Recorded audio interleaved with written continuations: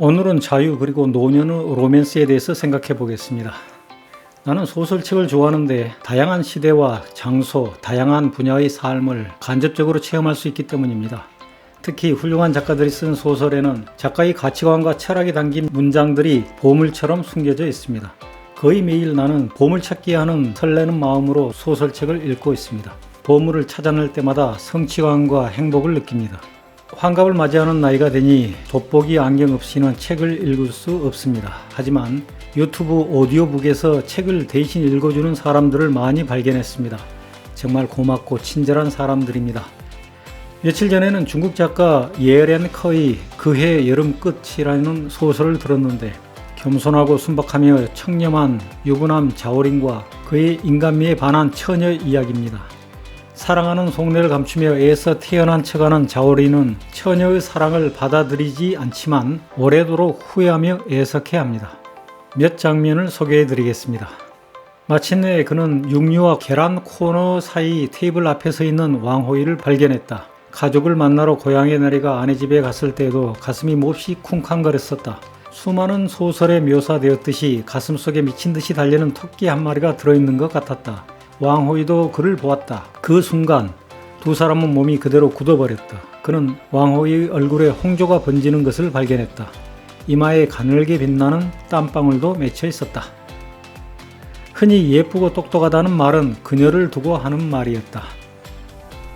나는 삼중대에서 5년이나 중대장을 했고 3번이나 연임을 했으면서도 한 번도 오늘 밤처럼 그들과 마음을 터놓고 얘기를 나눠본 적이 없었어. 지도원이 몸을 돌려 자오린을 쳐다보며 말했다. 그건 왜인가? 자오린이 말했다. 젠장, 그들은 전부 도시 사람들이라 도둑놈 신부인데다 입만 열었다 하면 거짓말을 하기 때문이지. 그들은 밤에 마누라와 잠자리에 들 때도 마음을 열지 않을 것이라는 생각이 든다니까. 지도원이 물었다. 그럼 자네는 마누라와 잠자리에 들 때 마음을 연다는 말인가? 자오린이 눈이 휘둥그레지면서 말을 받았다. 지도원, 그게 무슨 뜻인가? 날 해칠 생각일랑 말게. 내 앞길을 막는 것은 물론이요. 내 마누라와 아이의 일생을 망쳐서도 안 된단 말일세. 지도원이 풀밭에서 몸을 일으키며 말했다.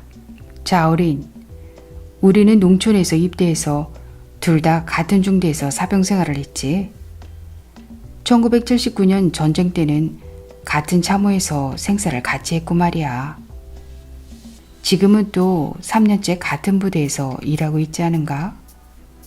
그런데도 이 가오바오신을 믿지 못하겠나? 자오린이 말을 받았다. 믿지. 지도원이 되물었다. 정말 날 믿나? 자오린이 말했다. 그건 지도원 자네도 잘 알잖아. 지도원이 말했다. 그럼 내 자네에게 한 가지 묻겠네. 말해보게.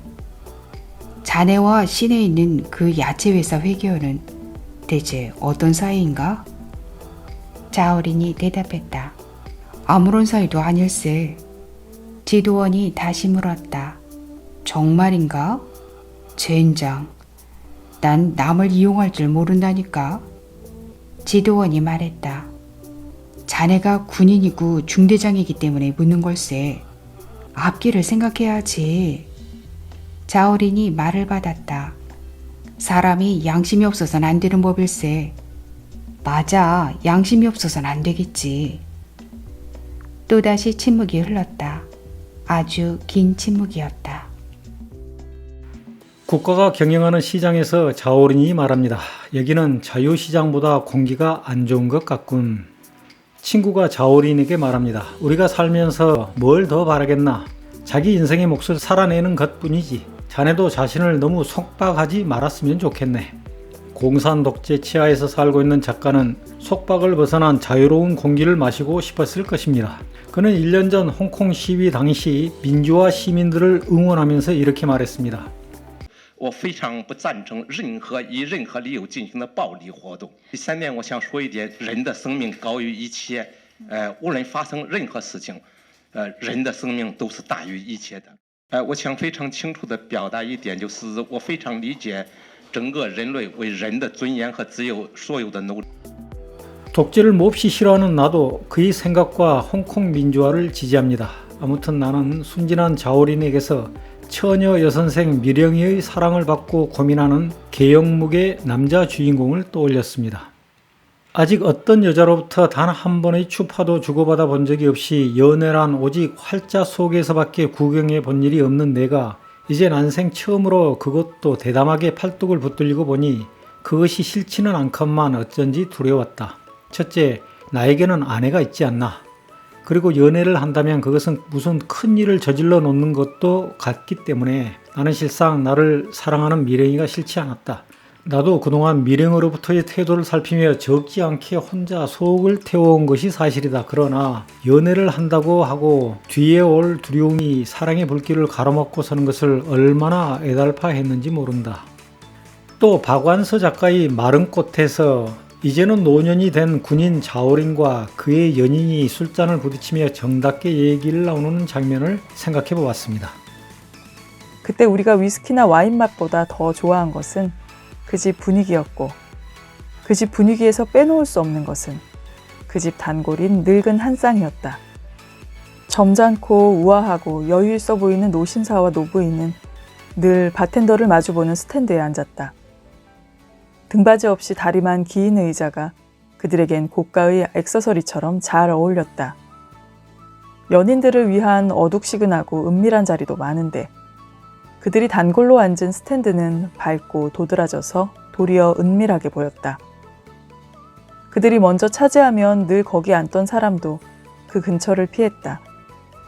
그들이 풍기는 은밀함에는 보장해주고 싶은 평화스러움이 있었다.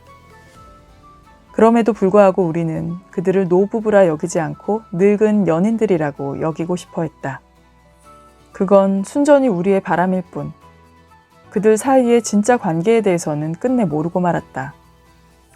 우리는 어두운 구석에서 그들의 일거수일투족을 지켜보기를 즐겼다. 미남 바텐더가 그들에게 치즈나 피클 같은 간단한 안주를 서브하거나 크리스털 잔 속의 호박빛 위스키에다 얼음을 넣어주는 걸 우리는 영화의 한 장면처럼 황홀하게 바라보기도 했다. 그들이 무슨 말을 하는지, 표정이 어떤지는 잘 알 수 없었지만 늙어서도 그 정도로 멋있다는 건 우리에겐 선망이고 위안이었다. 그 노인들은 아주 천천히 거의 할 듯이 술을 마셨지만 자주 서로의 술잔을 부딪혔다. 그들이 술잔을 가볍게 부딪히는 걸 보고 있으면 저 나이가 돼야 비로소 인간과 인간 사이에 진정한 화해가 가능하지 않을까 하는 안 하던 생각이 들기도 했다.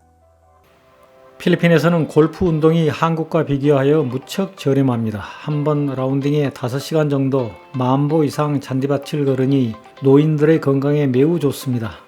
그래서인지 골프장에서는 한국의 은퇴 이민자들, 특히 노인 커플들을 많이 보곤 합니다. 함께 늙어가는 또래와의 사랑은 보면 볼수록 아름답습니다. 늙는 것을 두려워하지 말고 그들처럼 여유롭고 자유롭게 나이 들고 싶습니다. 감사합니다.